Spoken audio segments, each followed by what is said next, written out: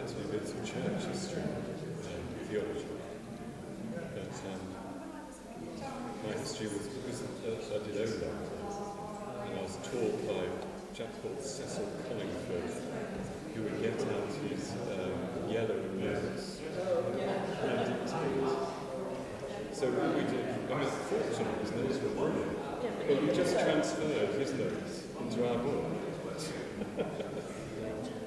And I did the 19th century, with the 1815 review of the court rules until 1914 series. So we just got in the 1930s and 1970s. It's amazing how much I can remember. Considering the method was so rudimentary, it's actually stuck in my head.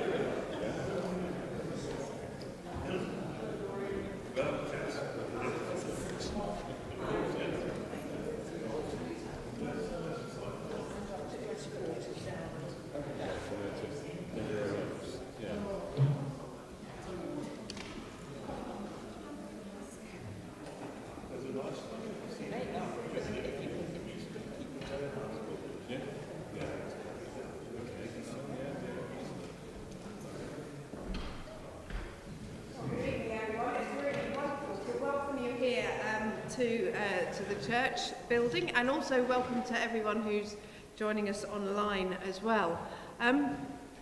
If you're sitting at the back, you might want to move a little bit further forward. It's much friendlier for the speaker, and it creates a nice sense of being together this evening. We're welcoming this evening as our speaker the Reverend Dr. Jeremy Law, who's Dean of Chapel at Canterbury Christ Church University. And Jeremy's going to be speaking on discerning truth in contemporary society, as you can see.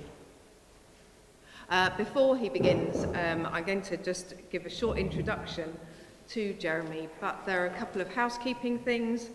Firstly, to say we're not expecting a fire alarm this evening, so if it does go off, then we need to exit straight down there and gather at the gate. And also to apologise that there wasn't a meeting in February. It feels like a long time since we were together, but I'm very pleased to say that our speaker for April is here with us this evening as well. So, and Doreen will introduce him a bit later. So we've got two in a row. So Jeremy first studied geology twice at Aberystwyth and Leeds universities, and then went on to study for ordination in the Church of England at Salisbury and Wells Theological College, during which time he did a theology degree at Southampton University. He was a curate at Wimborne Minster and then undertook doctoral research at Oxford University, examining the relationship between Christology and eschatology in the work of Jürgen Moltmann. In 1994, he became Lazenby Chaplain at Exeter University and was part-time lecturer in theology there. And in 2003, he moved to Canterbury to become Dean of Chapel at Canterbury Christ Church. His research interests and recent publications include the Theology of Human Evolution, the ecological interpretation of theology, a theology of boundary that seeks to link the being of God and the origin of life. And he's also written an essay on theological imagination, as well as something on the purpose of higher education. Jeremy's a keen cyclist and a bass player, and he describes himself as a contented grandad. From the lively minds of Christ Church University, we're very grateful, Jeremy, that you've come to share your expertise with the lively minds that are gathered here this evening. And we look forward to hearing how we might discern truth today. Thank you.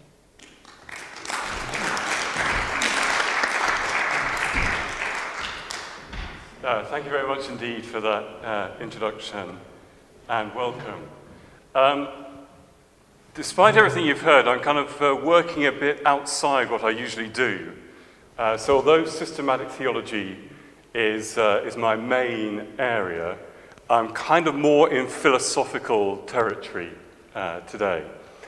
I'm going to go fairly quickly through what I want to say, but I hope it makes sense. But if something I say makes no sense whatsoever, I'm very happy to be stopped, and I'll try and explain in different words what I'm getting at. This is also a terrible PowerPoint because it's got, the writing will be really small, and it's got far too much text, but it means I don't have to worry about notes. So I hope you'll be able to read. It's not always quite as small as my name there, but we'll see how we go. So, turn this device on. Ooh.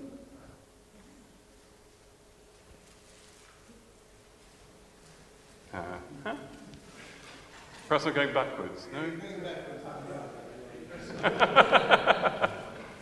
Oh, there we are, the right button.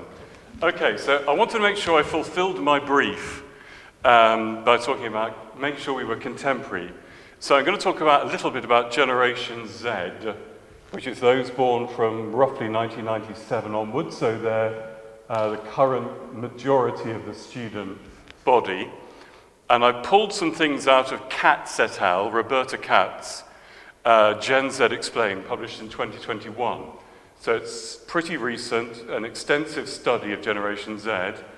But what I'm talking about are general trends.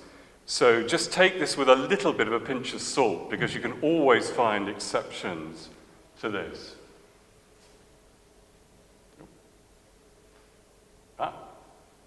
We're doing so well. I'm pressing down.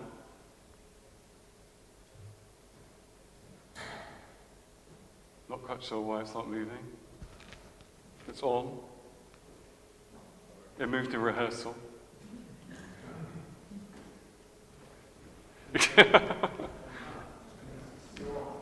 Oh, thank you. Keep pressing down. So I hope, if you can't read that, it says, first thing, observation, post-millennials, another way of talking about Generation Z, tend to be skeptical about institutions which they judge to have largely failed. And, we're back. And especially they distrust institutions as sources of truth. So politics is in trouble, certainly the church is in trouble. Still pressing. Oh. You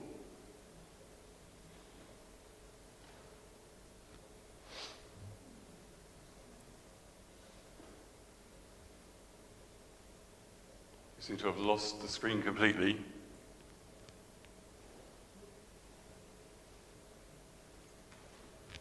We're back to square one. Are we?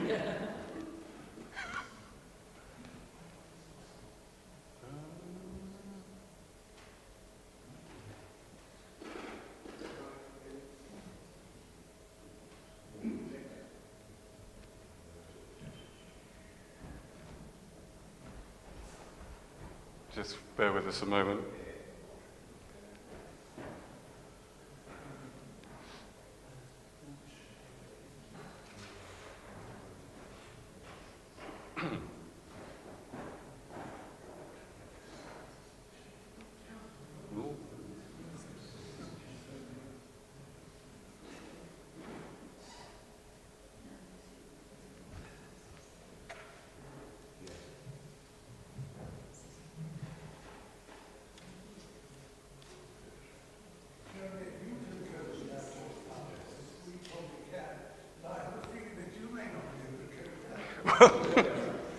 So we're back.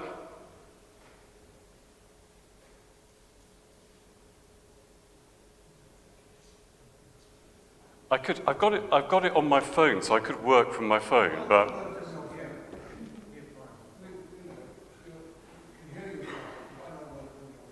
Okay. You can. Okay, let me do that. Hang on a sec. Okay, so I was saying that first characteristic, distrustful of institutions and sources of truth.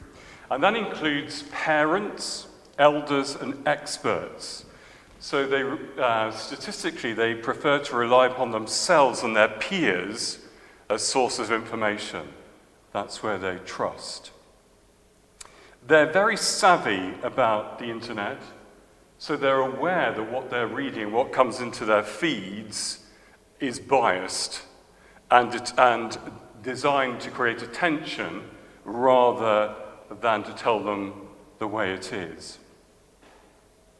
A part of the research, they were given a list of possible sources of information they would trust, and they could choose 3 of them.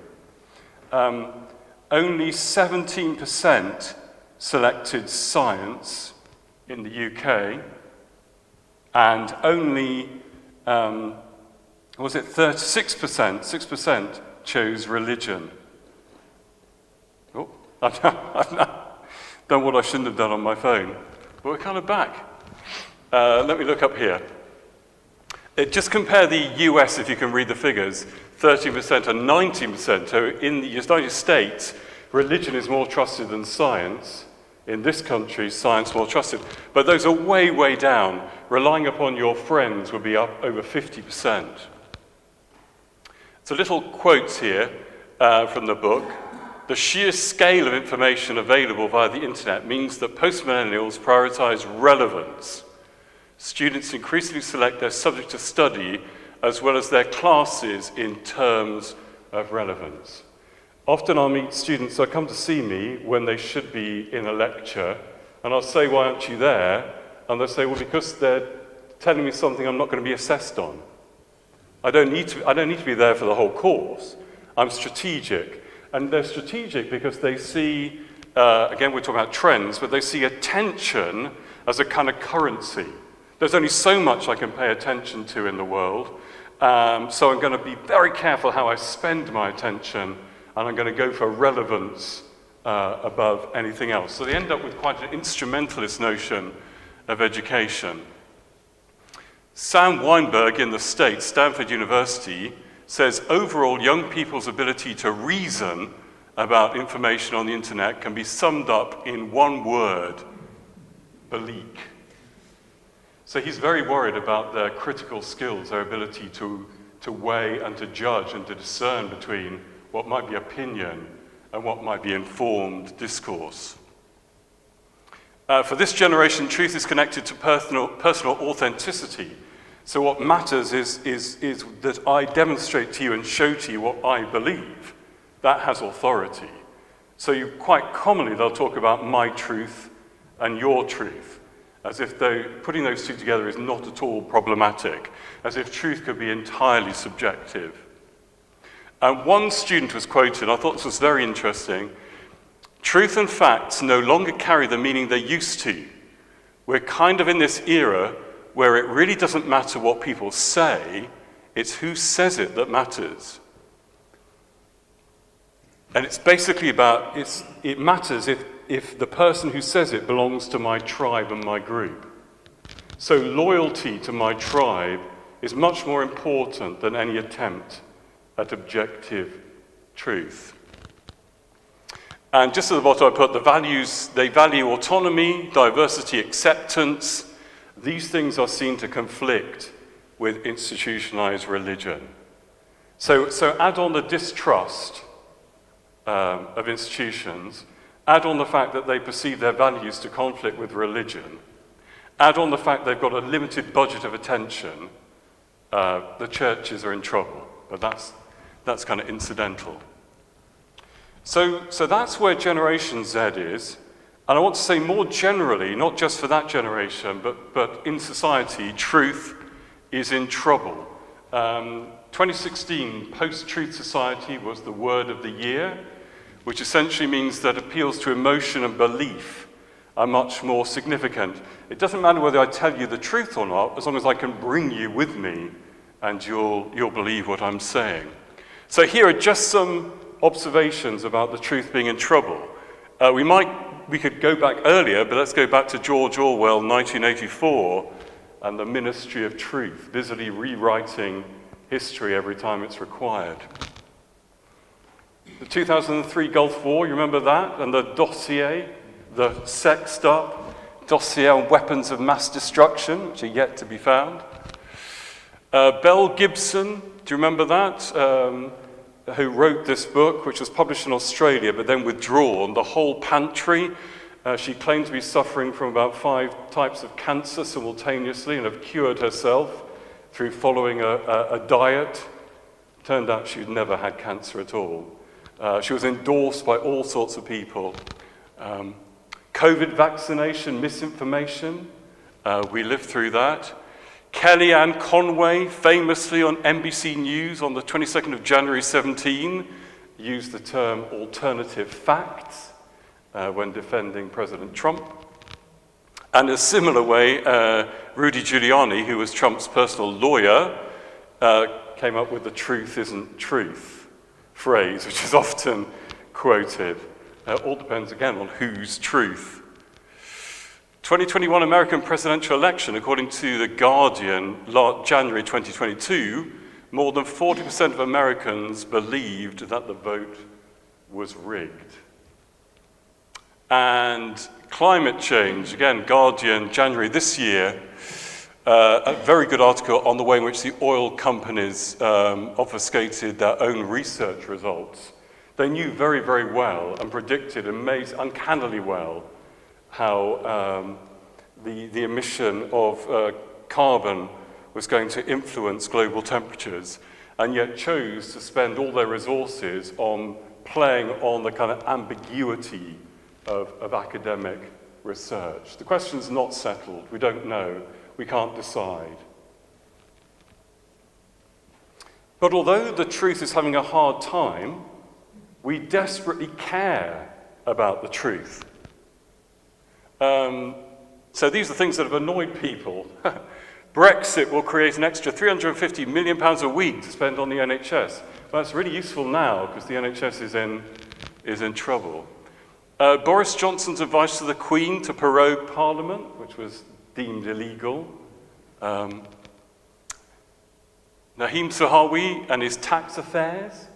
We kind of cared that he may not have been entirely fulsome with the truth about his own tax affairs. Sir Stephen House, just recently, on his alleged use of regretful sex, we kind of know, did he use it or didn't he? It seems to matter when talking about rape. The headline of yesterday's news, Eleanor Williams and what turned out to be false accusations of rape and assault, which led to 3 men attempting suicide. But much worse in a way, the way that she's undermined what is a huge issue of violence against women and girls. The post office, 736 people accused of false accounting on the basis of a computer system. Nobody in the post office seems to have thought, why have suddenly all our postmasters and mistresses gone rogue? The computer says it must be true. I mean, that's an astonishing travesty of justice. And just in general, false accusations, somebody accuses you of doing something you haven't done, you don't generally say to them, well, of course, that's a perfectly valid alternative viewpoint. You know, you have your truth, I have mine. You accuse me of stealing from the university, well, you know, that's fair enough, but I'll stick to mine. We kind of care about it. So the truth is both in dispute, it's in difficulty, but we actually really care about it. Concern with the truth has not gone away. But the truth is a tricky concept. There are various philosophical accounts of truth. I could have spent a long time on this, and I've elected to do it very, very briefly, but you can come back later if you like.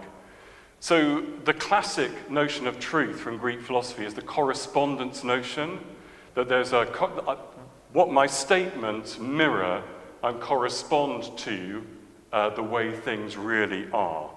That's the correspondence theory.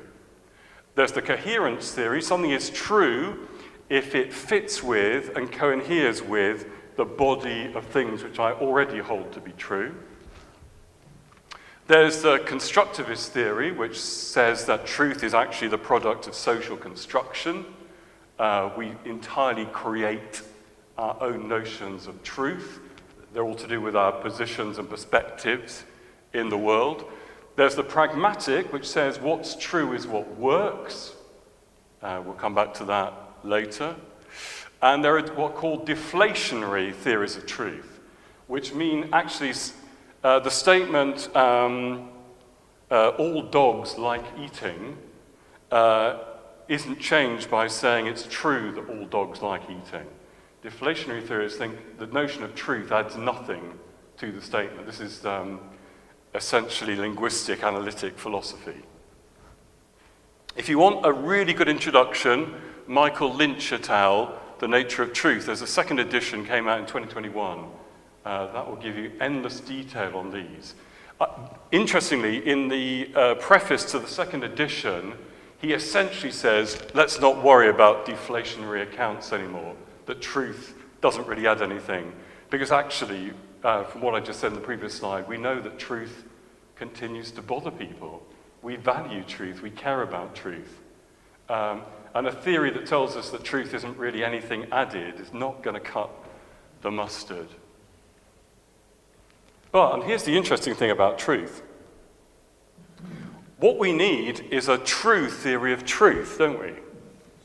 What we need is a true theory of truth. If we opt for a false theory of truth, we're scuppered. We've had it. I mean, we can't go anywhere. So we need a true theory of truth. But that means we're going to judge our theories of truth by a notion of truth we hold outside and before those theories of truth. So truth is something which is actually very difficult to define, very hard to define, but we all kind of instinctively know what it is, otherwise we wouldn't care. So truth is a sort of meta-concept. What truth is sits above and somehow outside our very attempt to capture what it is we're talking about. Because only a true or reliable theory of truth would be worth caring about. So what I'm going to do is I'm essentially going to use the correspondence theory of truth. I'm going to regard something as true as a statement which corresponds with the way things are. A couple of reasons. One, it's actually capable of integrating all the other theories. If we put deflation to one side, it's capable of integrating all the other theories. All the other theories have something to say, but they have their own weaknesses, and I think the correspondence theory can actually pull those things together. You can challenge that. And also I'm using it that way because I think that's what we commonly mean when we talk about truth. So let's keep it simple until we have to make it more complicated. Okay. Now we're going to go on a little journey through philosophy via three figures, Descartes, Kant, and Nietzsche. I'm going to do this very quickly, but I hope, again, coherently, because a huge amount in the discussion about truth depends on how we set up the problem. And in the Western world, we've inherited, and we're still bothered by, a line of thought which runs through, at least through those three figures and some other figures as well. So, very quick introduction to René Descartes, who's also a polymath, amazing person. He's the one who invented Cartesian coordinates, the x and y axis. So, Descartes lives in the period after the Reformation. So, Europe is bothered by two rival accounts of Christianity. You've got various Protestant denominations, and you've got the Roman Catholic Church, and they don't seem to agree. And this is a bit disturbing because, if the churches don't agree, where do we know where truth lies anymore? Descartes is immensely impressed by the power of mathematics, and especially geometry, to work out beautiful proofs. You can solve what look like horribly complicated problems about angle theta if you just work through at school you might have had those kind of puzzles. You're given a dimension and an angle, and you have to work out cosine and yes. Well, if you do it really carefully, you get to the answer. And he thought, well, perhaps what we need is a way of thinking about the rest of the world which models the way in which geometry works or mathematics works. So if we had just one absolutely certain bit of information, we could start from that, and as long as our reasoning was logical and valid, we could work from that to the rest. So to discover what was really certain, he employs a method sometimes called hyperbolical doubt. So if we doubt everything we possibly can, what we're left with will be the certainty which we can start with. And when I say hyperbolical doubt, Descartes is unrivaled in his ability to doubt. So he doubts everything. If I were Descartes, I'd be doubting your existence. You could be figments of my imagination. I'd be doubting the existence of my own body.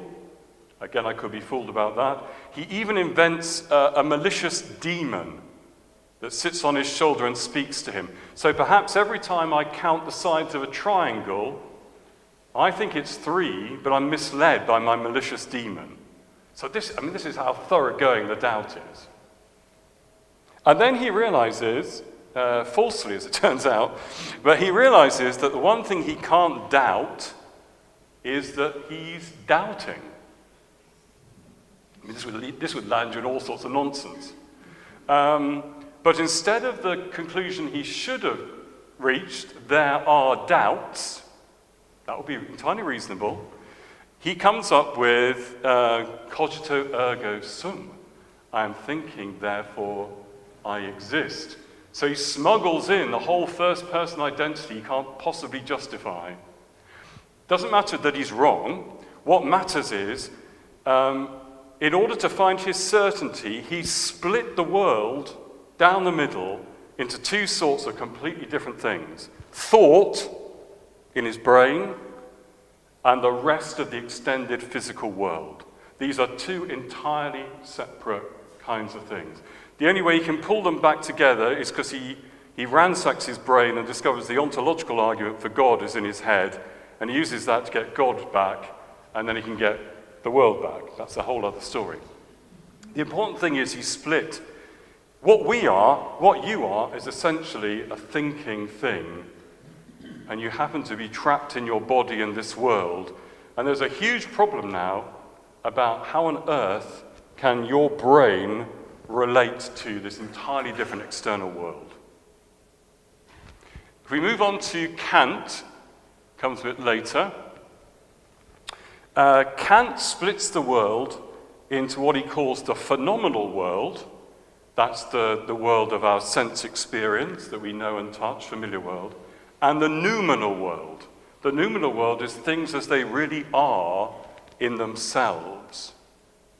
Now, although the noumenal world is the cause of the phenomenal world, we have no access to things in themselves. We have no idea what they are.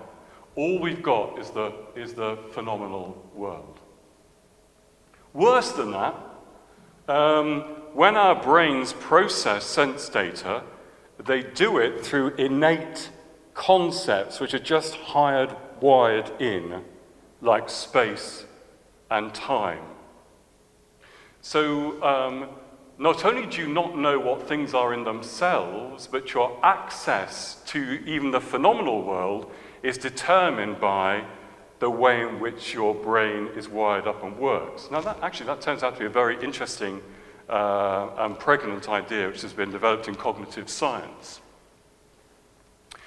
Obviously, we can't know anything about God because God, being beyond space and time, belongs to the noumenal, not the phenomenal world. But again, Kant gets God back by worrying about why it is that leading a virtuous life doesn't always guarantee a happy life.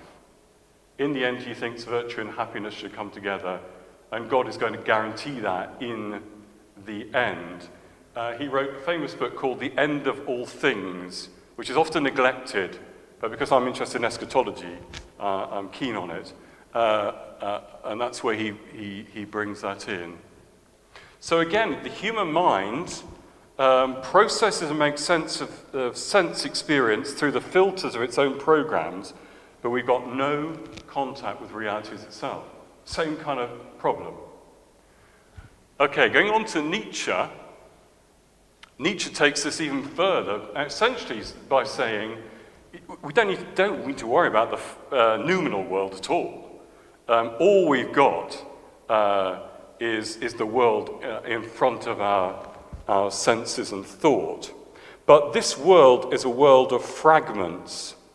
It's a world of kind of unique, unrepeatable, and distinct elements. So Nietzsche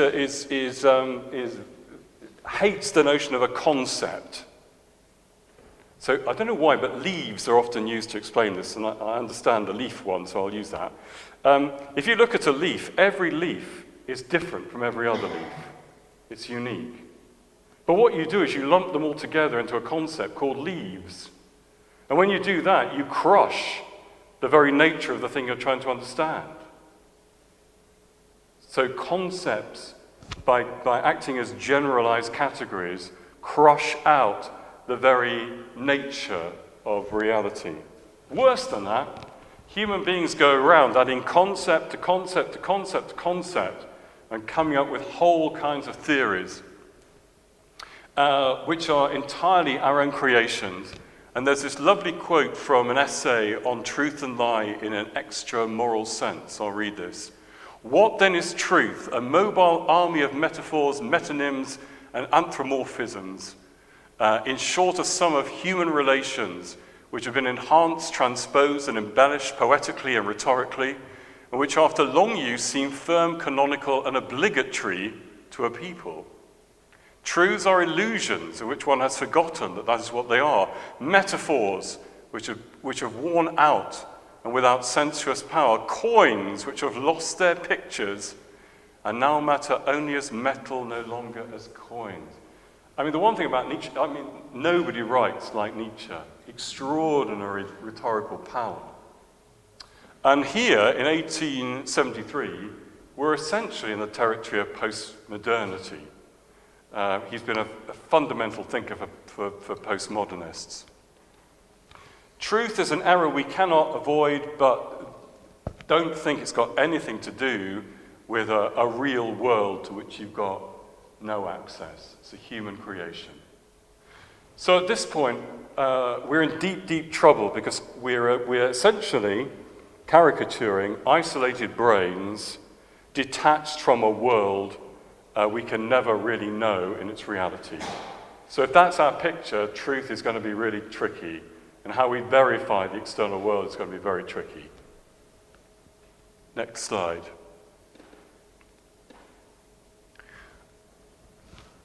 But the question is that the best picture of reality? Is that how it really is? Because we could have a completely different understanding. And I think our evolutionary sense of the world brings this to mind. Because what would be the case if the emotional algorithms that we run in our brains, like the threat system, which is common to all mammals. So what if our emotions, and what if our language and linguistics are essentially built by the world that we're in?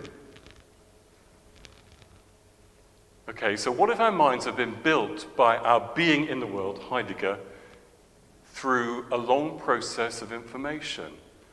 In other words, it's not arbitrary the way we think. There's been a massive survival advantage. The better we can understand and relate to the external world as it is, the more we're likely to survive as individuals and as a species. So this way round, we're not saying we're divorced brains from the world. We're saying the world and its nature has built our brains. The reason why we are rational beings is because the world is inherently rational, and therefore rational brains have a survival advantage in a rational world. Do you see what I'm saying? It's a complete opposite picture. We don't have to travel out to the world has formed the way we think. And if that's true, then our traditions and our cultures, the way we see things, are a trustworthy place to begin. They're not where you end, because we're continually refining our ideas and changing our ideas, but you don't have to worry about this terrible gulf between your brain and the world. Our brains are formed through their immersion and contact and engagement with the world. Quote from Jens Zimmermann: "Language is objective because it is ordered to the world rather than to our subjective consciousness." And a key figure who's going to lie in the background of what I'm going to go on to say now is Hans-Georg Gadamer. 1900 to 2002, it's a long life. Truth and Method, 1960, and the concept of the merger of horizons was a seminal work, which is still informing people's thinking today. Okay. Now, at this stage, I thought you needed a little bit of a break and a story. But it's my cunning way of getting you into hermeneutics. This is my 1975 Push Parima, bought for me when I was 14. So 62, so how save you the maths. 62 is my current age. It was a 5-speed, which was a step up from the Sturmey Archer 3-speed, but not amazing. And in my time in Oxford, I took that bike and rebuilt it. So it now boasts 12 gears, and I use it extensively for getting about in Oxford. I keep it still running now and occasionally ride it, but I went through a gap of about 20 years of not riding it. All I had to do was pull it out the garage, put a bit of oil on the chain, pump up the tyres, and I rode it. And I expected it to feel like my memory, and it didn't in the slightest. It was an entirely different bike. Now, materially, it's to all intents and purposes, it's identical. So why was its reality different for me? Well, A, because I'm different. I've aged a bit. But I think mainly because I've ridden lots of different bicycles since. I'm on a gravel bike these days. So my whole notion of what a bike is has been changed and expanded. And its significance has changed because it takes a different place now in the kind of pantheon of bicycles that are possible. What a bicycle is has changed. So my experience of my old bike, identical materially, is changed because I bring to it a different frame of interpretation. So hermeneutics or interpretation is not just something about texts and pieces of art. It's about mundane things like bicycles. It's about everything. We human beings are incredibly skilled, symbolic thinkers, so skilled we hardly realize what we're doing. It takes something like that to jolt us into the realization everything we know in the world is a product of our interpretation of the world. And it's that insight that I want to use in the next little section. Okay. So what can we, just as a summary of what I think we can learn from my bicycle. Interpretation, not just, I said that. There's no experience of reality without interpretation. Interpretation is ubiquitous.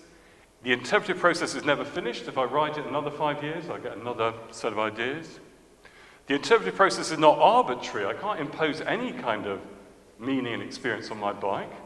My bike will fight back against it. So I can't just make it up. The interpretive process is operative in all truth-seeking. Truth is approached but never fully discovered. I mean, there's a kind of endless series of my encounters with the truth about my bicycle, which I somehow need to sum over time to make sense. Access to truth is perspectival.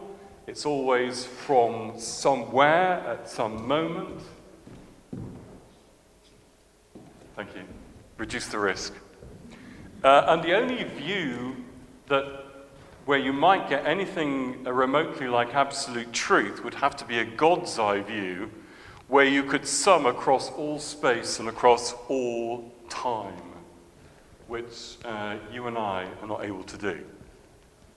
That's what I think we learned from my bike. Okay, I just wanted to pause briefly here because there's some very interesting, and I'm not going to give them the space they deserve, some very interesting contemporary approaches. One is feminist epistemology. One is post-colonial epistemology. Now, feminism is interesting, especially feminist philosophy of science, because feminists are very acutely aware that truth is perspectival.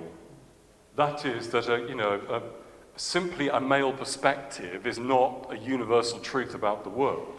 So they're acutely aware of that, but they don't want to give up on some sort of objective analysis of what is the case. If every narrative is as good as every other, then it's hard to argue the feminist case. So feminist epistemology is a very interesting... I had to take the risk. It's a very interesting phenomena, and I would recommend particularly Sandra Harding out of my list. But also interesting is post-colonial epistemology.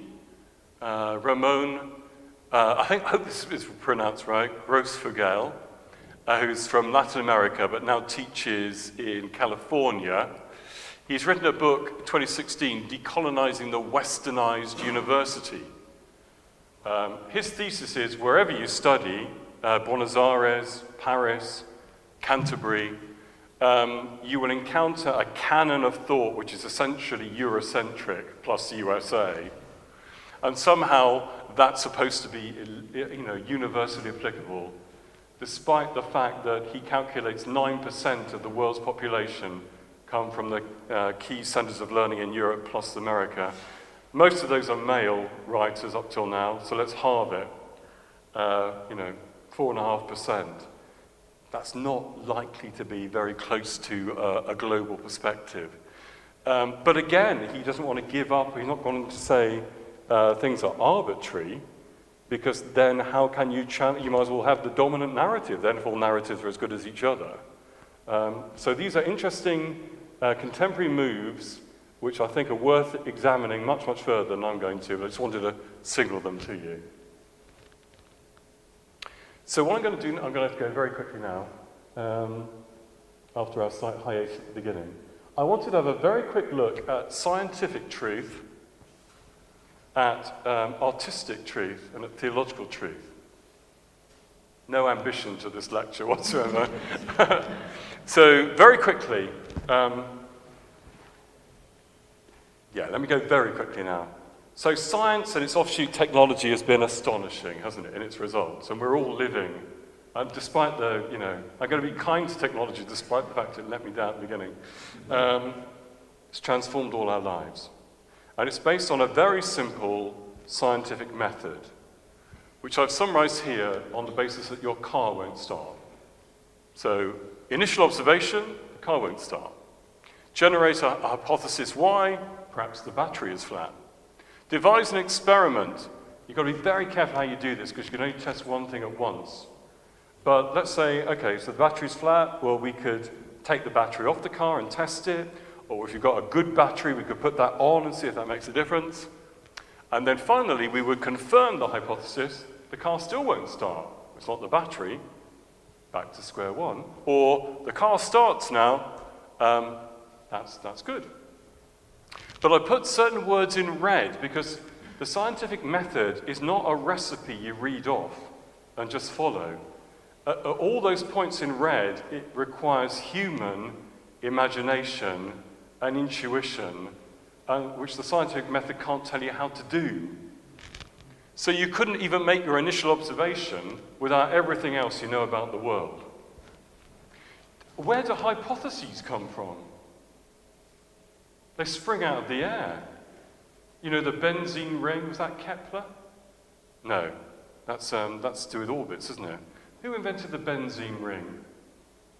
Well, we now know he did it under the influence of drugs, because he saw carbon atoms and hydrogen atoms dancing, and in his induced state, they joined up in a ring, and he suddenly realized that's his hypothesis. Devising an experiment, that's an art in itself. How do you do it so that only one thing is measured at once? And confirming the original hypothesis, actually it's all too easy to think that your original hypothesis works. What you then have to ask is, how many other hypotheses would this result be compatible with? And therefore, how am I going to distinguish between them?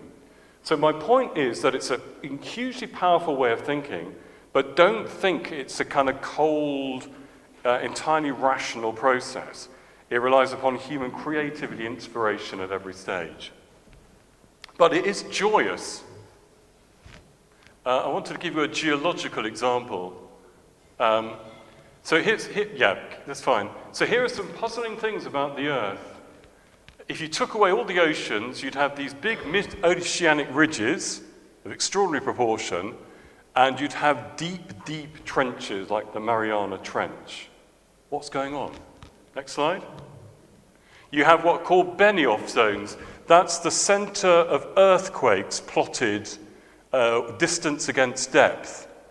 And in certain places in the world, you've got these earthquake traces going down at almost 45 degrees. Why? Next slide. People long ago realized that the continents could be put back together and fit really well, especially if we adjust for sea level changes. Why do they fit together? Next slide. This is a joyous thing, polar wandering curves. If you have sediments with iron material in, when these sediments settle and form rocks, the iron-rich minerals align themselves with the magnetic field of the Earth at the time. So you can go back and look at the rock and it'll tell you where it thinks north is.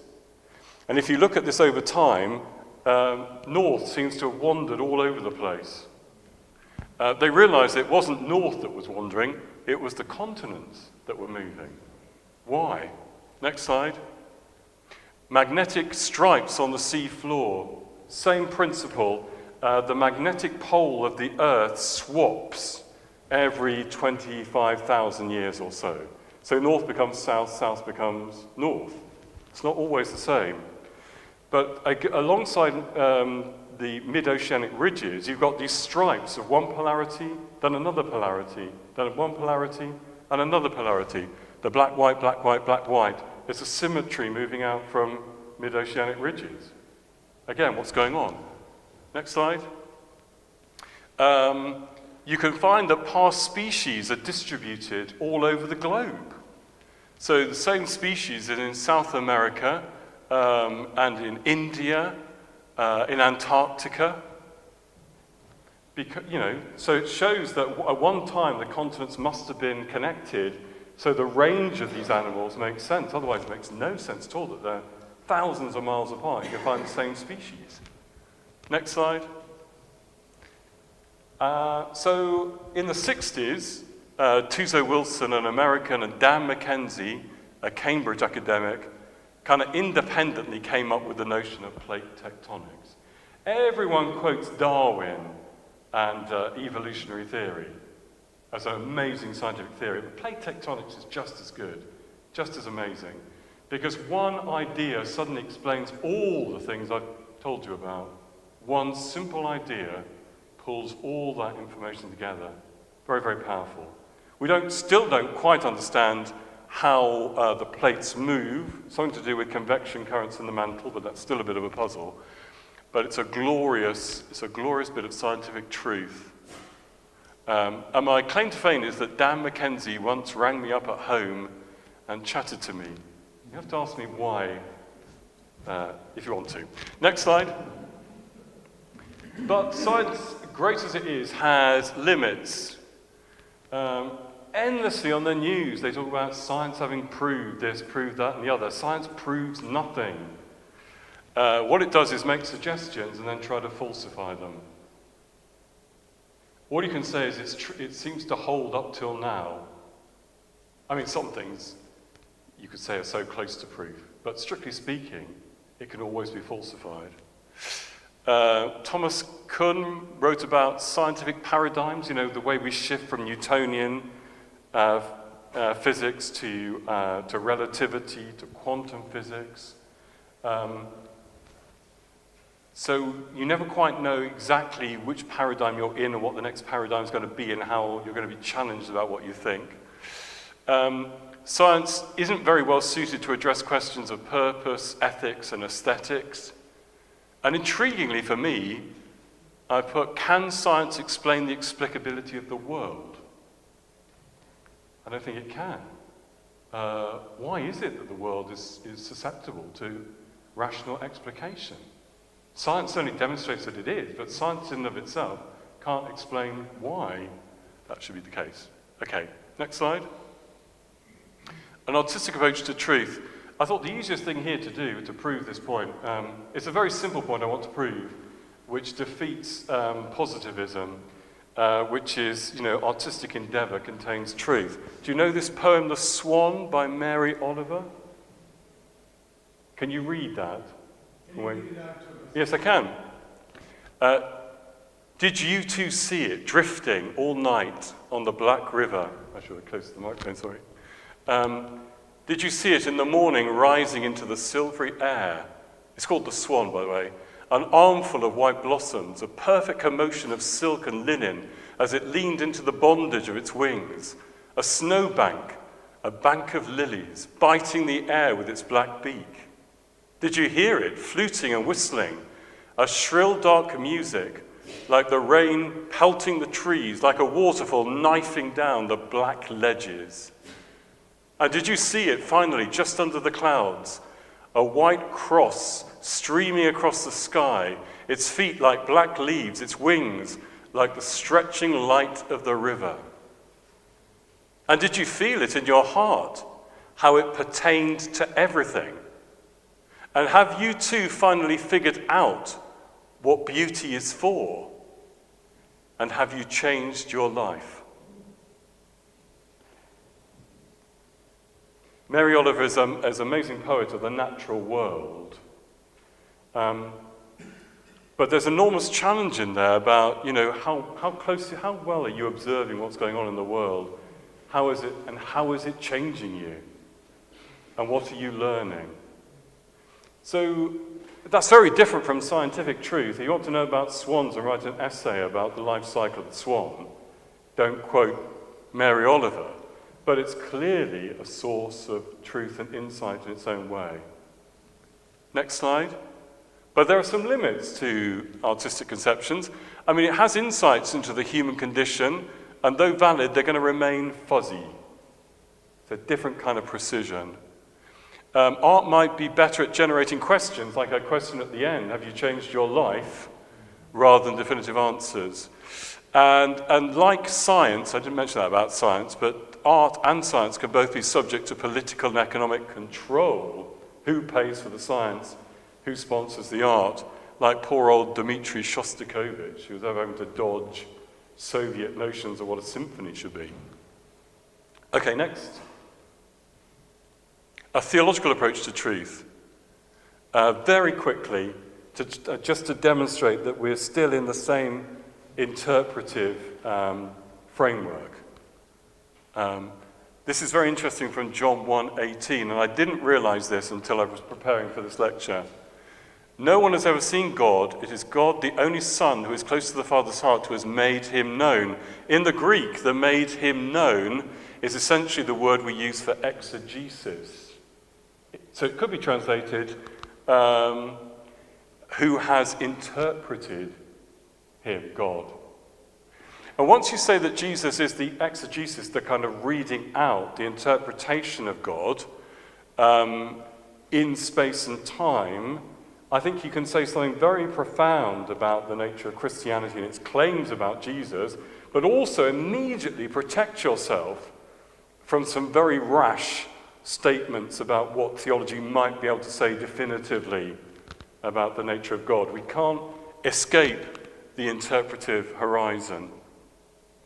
Also, I just wanted to remind you that, of course, Christian eschatology is in force, quoting Paul, "For now we see in a mirror dimly, but then we shall see face to face. Now I know only in part, then I will know fully, even as I have been fully known."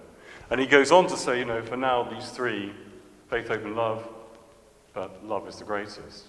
What he's suggesting is love is the hermeneutic key between now and then, between here and there. So we cannot escape an interpretive tradition, and we have no access to a final definitive account. We have to remain open-minded. If Christian theology had remembered those things at various times in its history, it would be in a much healthier state. Next slide. But there are limitations, again, to theological truth. Theology can never claim certain possession of truth. It cannot escape the hermeneutic process. With due regard to the provisionality of scientific account of the world, theology needs to accommodate itself to the broad grain of that narrative. I can't see how theology can ignore what science says about the world, however awkward that is. And of course, theology can be distorted by institutional alignment to church positions. So it has its own weaknesses. Next slide. The last one. Conclusions. So this is what I think we've learned about discerning truth in our world today. Truth is something we care deeply about. We can't do without the concept. There's no viable alternative to the pursuit of truth. I don't know what you would do if you weren't aiming to provide a truer account than the ones who preceded. Are you just trying to persuade people by rhetoric and on the basis of power and the threat of violence? I think pursuit of truth is a given. Absolute truth, however, remains tantalizingly out of reach. It's not ours as human beings to possess. And truth, I'm going to agree with, look at two ends of the spectrum. Plato, and it looks like it's Pierce, but it's pronounced Peirce, American pragmatic philosopher. Both of them think in different ways that the best way to get to truth is to get a group of serious inquirers together and let them battle it out. It's never settled, it's never finished. Truth is the consensus that you reach at any one moment, but there's no better way. That's why universities are collections of different disciplines, not put together because it's economically, well, I hope, not put together because it's economically more efficient, but put together because you need different people with different questions talking to each other. In an information age, discerning truth has never been more important, and Gen Z, post-millennials, need our help and support in learning how to be critical readers of sources, just as we need their support in pushing us out of our cozy relationship with institutions. My last thought is, perhaps wonder is the place where scientific, artistic, and theological approaches to truth meet. Plato again. Wonder is the beginning of all philosophy. I think that's why Brian Cox is so brilliant, because although he tells you about physics, the sense of wonder is poignantly present all the time. I think wonder is where all those disciplines come together. So that's what I'm going to suggest plausibly as a truthful account of truth. Thank you.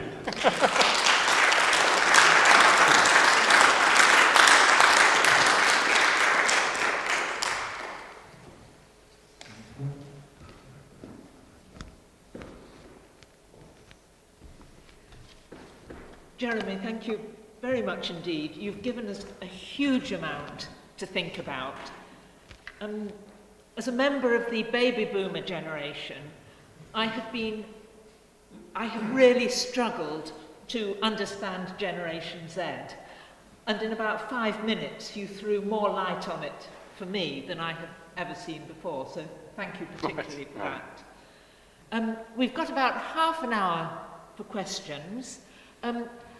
Tim will come round with the microphone. Could you please wait for the mic so that both people here and those listening online can hear your questions? Who'd like to start the ball rolling? Don't all yell at once. Philip and then Rick. I've actually grabbed water now. Thank you. Thank you for refilling. Thank you, Jeremy. I'm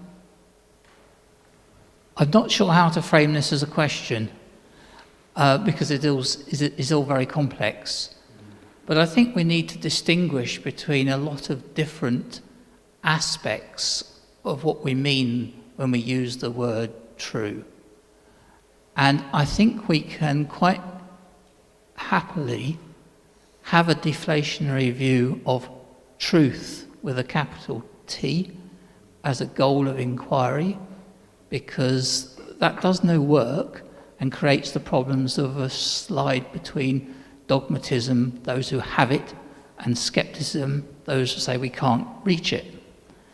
So I think we ought to accept that as, and then see that as liberating other uses of the word true, which we need. So, for example, I rely entirely on Richard Rorty, and he sees there's a great role for the concept of truthfulness.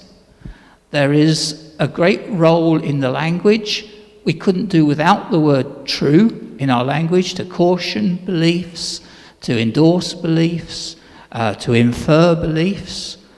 We couldn't do without the word troth in terms of promise and faithfulness, and also the unveiling of our becoming aware of our being in the world and what that unveils. Those notions of truth are all possible and can be liberated for Generation Z if we ditch the capital T truth, which they are already ditching.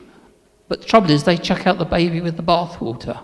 We just chuck out the bathwater, which is the truth concept as a goal of inquiry. I'm sorry, it's not a question, it's more of a rambling statement. But I guess I'm asking you, would you like to comment on that? Well, I think in large measure I agree.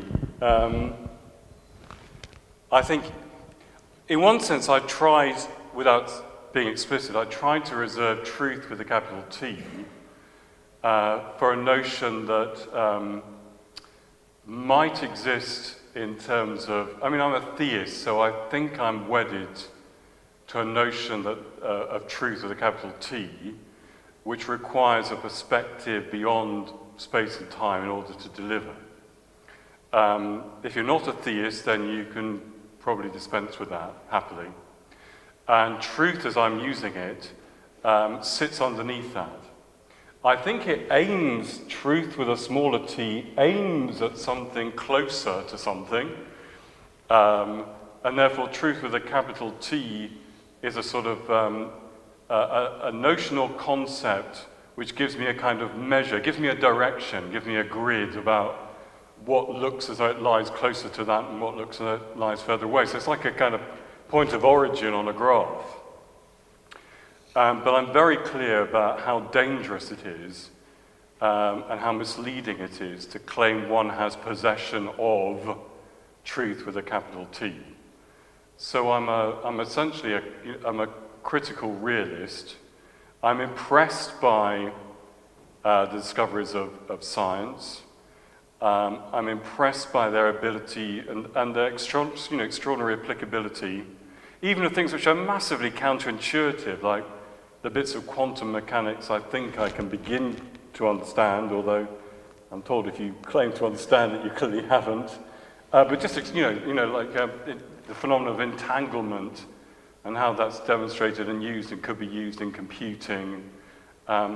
So I'm committed to a sense in which truth has a relationship to a physical reality, which I think we're enmeshed in, which I suggested had helped form the way our brains think and work. So that keeps me firmly away from relativism. But I'm absolutely clear that our perception of truth, as best as we can arrive at it, is perspectival. It's limited to particular time and space and circumstance and experience, and that's partly why we need a community to come together to discern it. I'm not sure I can go all the way with Rorty, because I think truth is more than simply useful. I think there might be things we would want to claim that are true, which are not which don't have pragmatic value. But perhaps I don't know whether he's prepared to say that. But so I don't think we're very far apart. It's just I was trying to use a different way of coming at it. Yeah. So I hope that makes some sense. Yeah. Battle.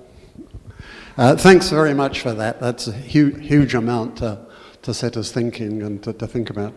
It's interesting that you settled for Gadamer and hermeneutics and seem to suggest basically what we've got are interpretations. And isn't the worry there that, as you said just now, that makes it all perspectival? Really takes us back to Nietzsche, who said that all there are interpretations. There's no truth.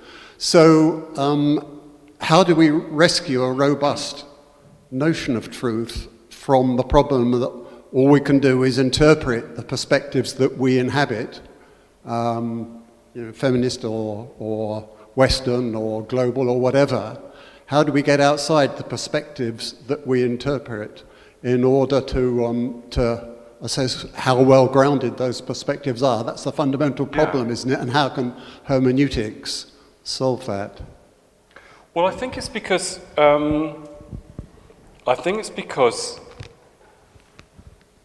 what happens is that if you like, interpretation is absolutely necessary. There's no meaning without interpretation. I think that is true, but I'm also quite clear that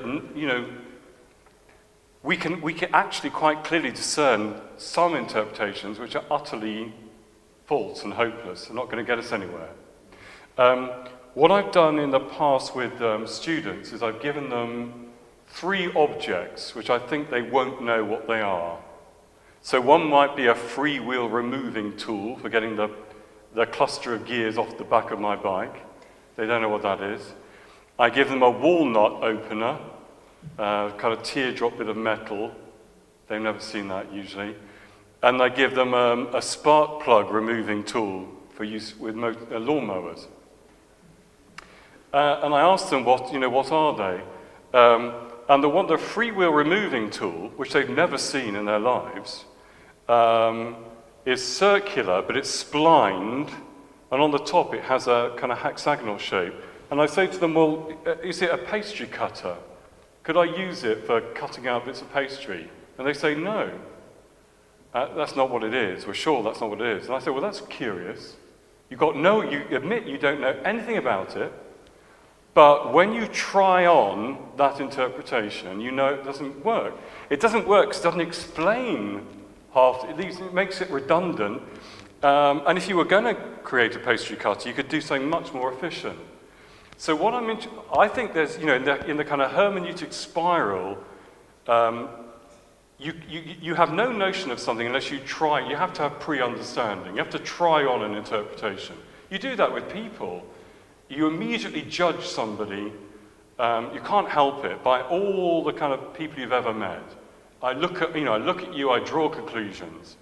I talk to you. Hopefully, I'll discover that I was wrong. My interpretation doesn't fit. It doesn't explain you. In the case of people, it's obvious that we never ever get to the end of that cycle. We might get to know people better. So my picture is not of kind of endless battle of rival interpretations we can never get out of, but a clear sense that actually the hermeneutic spiral moves you in a particular direction. And for Gadamer, it was transparency. That was his great test. So if you want to know how good an artistic interpretation is, how much does the artist get out of the way and allow the art to speak? And the example would be, let's have a Chopin's piano concerto attempted by somebody who's been learning piano for 6 months. Not much of Chopin is going to show through. When you hear the same piece played by somebody who's played it for 20 years, you just know it's a better interpretation because it's more transparent to the reality. That was his attempt. I'm not sure that it's not a proof of the fact that interpretation is not arbitrary, but I think our experience lends us to think that it isn't. And we certainly don't live as if that were the case. We live as if certain you've professionally marked people and graded them from 0 to 100 on the basis of how good their interpretation is, and you've not put, just as good as any other 50. So, professionally we do it. We think we can do it, and we think there's some connection to some sort of objectivity. Otherwise, the whole degree system is complete rubbish. You're free to admit it now. Thank you very much. Yeah.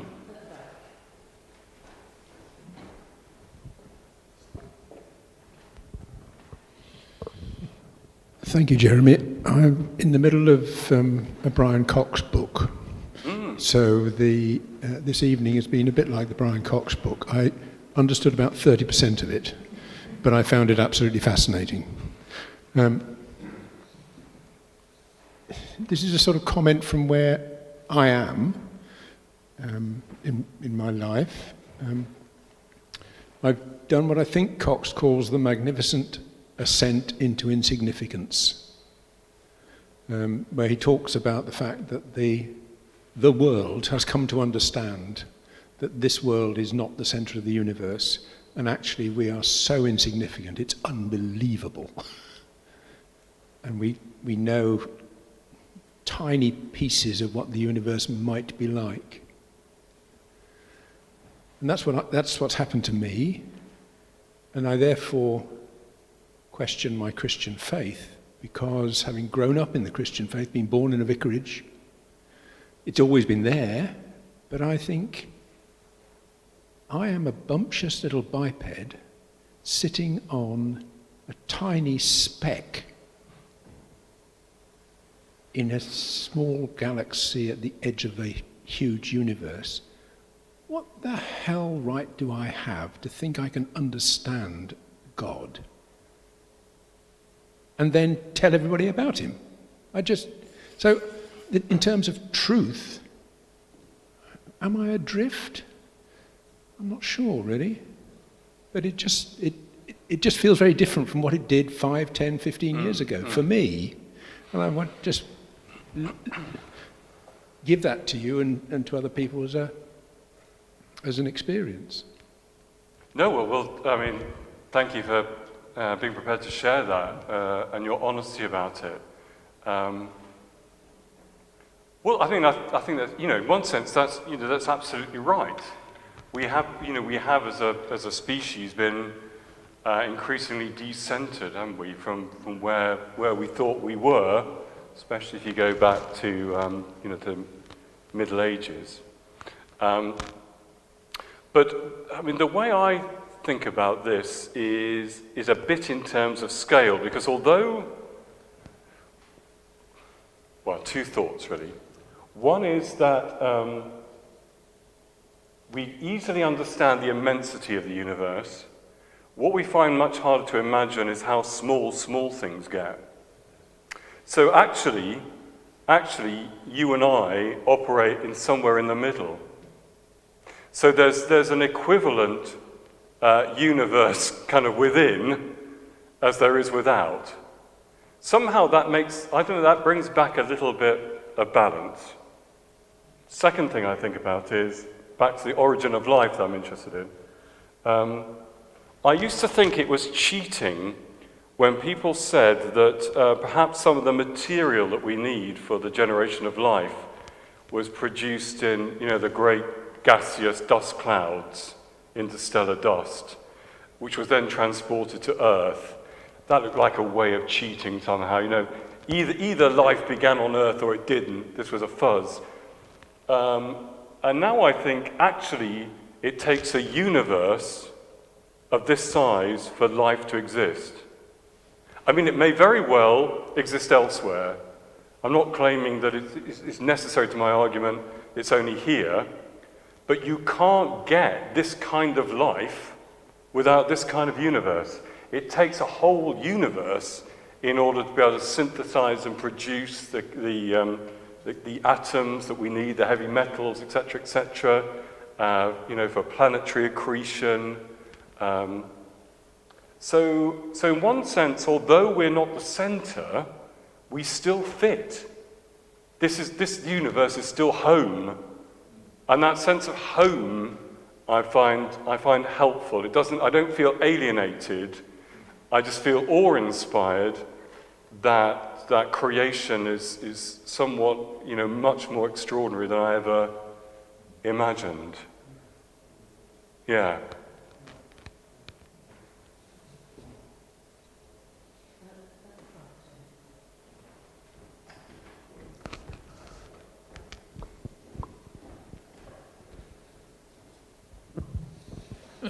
Thank you very much. I'm not a philosopher and I'm not really a scientist. But following on what was said at the back, are we losing, will we lose our faith or our truth or what we know? And one hears about people who perhaps are judged or thought to have done that, like Richard Holloway or Harry Williams or others who eventually lost their belief in God and in what they were. But other people write about increasing, and that's more where I come from as a psychotherapist and a doctor, an increase of our consciousness. So we develop an increased consciousness, which may or not be awareness, but it becomes part of our experience. It's part of how we see creation in particular.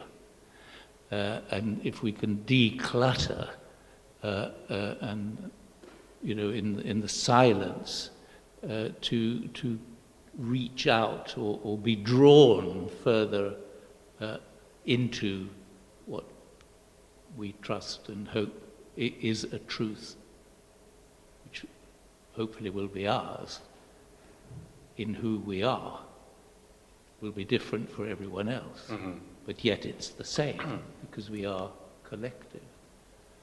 Not really a question, it was just trying to... No, yeah, thank you very much for that thought. Well, I think one of the difficulties is, and I would include myself in this, that when we are introduced to Christianity, so often we're introduced to it as a set of propositions, aren't we? A Christian is somebody who believes X, Y, and Z and does X, Y, and Z as habitual practices, which might include prayer and other things. So if that's what Christianity is, then of course the moment we begin to question one of those propositions, it looks like we've fallen off some kind of wagon. Instead of which, that was the picture I was introduced to and would have accepted in my much younger years. And I think now I see Christianity principally as a kind of quest, as a kind of search, in which there are all sorts of interesting points of departure and questions and ideas, but I have to find a way, or here I am, I've woken up into this world that I didn't make and construct, and I didn't choose myself, and I've got to make sense of who I am and who the world is, and for various reasons, and because of my own experiences, I find the lens of the Christian tradition a helpful way in which to engage with those questions. But so it's much more a kind of mode, if you will, a mode or style of inquiry and living than it is signing up to a set of truths. But I think most of us who would hold that position probably do so after a number of years of wrestling with an alternative. I'm not sure how. I think the Christian faith is worth putting before people, so in terms of evangelism. And my image is I'm very, very fond of the northwest of Scotland, that far northwest, Scowrie, Ullapool. I think those are brilliant places. So I would say to somebody, I'd say to you, go there, try it out. But I don't own Scowrie. It's not a product I'm trying to sell. And I wish we could get away from thinking that the church owns Jesus, and it's a product we have to sell, and the more we sell, the better it is. What it is an invitation to say, try on these spectacles, see if they make sense. But that's for you to decide. That's for you to decide. For you to look. So that might be a way of doing evangelism with this kind of it's woolier theology. But I don't think it's woolier. I just think it's open. It's honest. It's open to learning from other religious traditions. It's open to learning from philosophical traditions. It's open to learning from atheist positions, which I think if you're a really convinced atheist, then the worth that you have to put on the moment, that's worth pondering. That's worth pondering. And your contribution to some kind of ongoing process. Very helpful notions. So, yeah, I'm with you. The notion of consciousness is not a language I would immediately use, but I can see the parallels. Yeah, the kind of journey. Helping people throw the bag. Yes, yeah.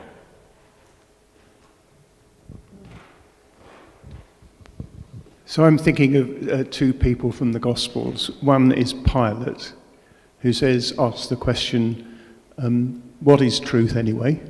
So clearly the question, what is truth, is not just a contemporary one, but it's been there at all times of history. And the other person I'm thinking on from the Gospel is the one who said, I am the truth. And he also said, of course, I am the way and the life. So I find very attractive what you're saying here about the hermeneutic cycle and the hermeneutic spiral, that Jesus, in saying, I am the truth, the way and the life, seems to me he's saying, you will discover the truth along the way as you lead your life. But it seems to me so important that we're able to, as Christians, to say that though we see only dimly through a mirror at the moment, we will see face to face. So in all our searching, in all our seeking to understand what is truth in every concept, in every situation in life, there will come a point, so the Gospels tell us, if we follow in the footsteps of Jesus along his way, that when we will see face to face, and we will know what we need to know, and it will be enough. I wonder if you could comment on that. Yeah. Well, John's Gospel has a lot to say about truth. Whether Pilate said those words, of course, is another matter. But John needs Pilate to say those words. And in John's Gospel, truth is essentially something you walk in, isn't it? If you take the Johannine literature as well, you walk in the truth. You know the truth through doing. I think that's a very helpful insight. I think there's also, without being melodramatic about it, I'm quite happy to say that I've staked my life on the basis that the Christian tradition and following Jesus isn't a complete waste of time. Otherwise I could have had a, potentially much more lucrative career doing something else. Sometimes when people ask me, why did you go into the church? I say I went in for the money, I was just badly informed. But there's a difference between 100% certainty, which I don't think you can have, and staking your life. In one sense, everybody stakes their life, don't they? They make certain choices about certain values they're going to live by, and they hope that makes sense. Well, I and others, yourself perhaps, have, that's where we've staked our claim, and it's made sense enough up till now for me to keep going. In 2 or 3 years' time, I get a pension. I wonder, will that change my mind?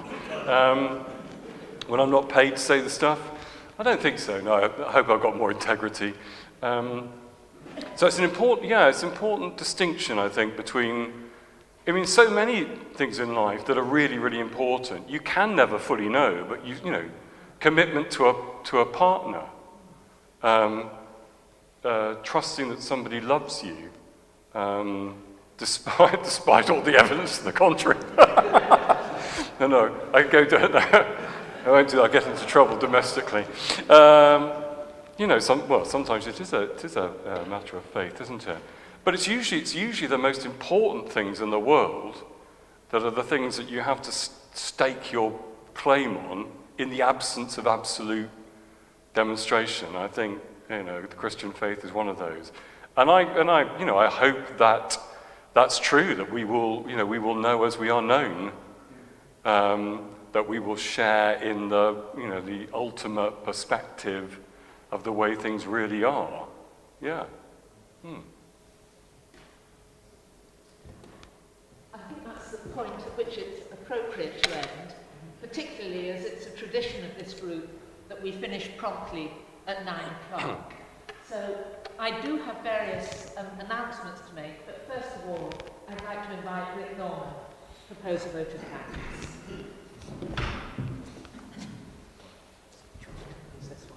That one there. Okay. Jeremy, thanks very much for an incredibly impressive talk that you've given us there. When I saw the title for this evening, I thought that's a daunting topic to address, and the further you went on, the more daunting I felt that it was, because you took us through an amazing journey with Generation Z and post-truth, the classic philosophical theories, bit of evolutionary theory, Descartes, Kant and Nietzsche just thrown in, a bit of oceanology, and then science, art and theology. Well, if we don't go away satisfied this evening, then I think we're pretty hard to please. And you said at one point, rather ironically, no ambition to this lecture. Well, I think we can understand the irony, and we can understand also why you brought the bike in at one point as a bit of light relief. But you've taken us on an amazing journey, a real tour de force. Thank you very much for that. And what's also impressive is that at the end, despite the difficult terrain that you've taken us through, you've given us, I think, three thoughts to take away. One, that we care deeply about the truth for all the murkiness of it. Secondly, that our caring about it is grounded in our sense of wonder at the world and of how we experience it. And that's what gives rise to our deep desire for the truth. And then that to try to satisfy that deep desire, all we can do is engage with the interpretations and the traditions and the approaches that we encounter and try them out to see if they enable us to make sense of our experience and of the world. Those are things that we can, in a very practical way, I think, take away from your incredibly impressive lecture. Thank you very much indeed. Thank you.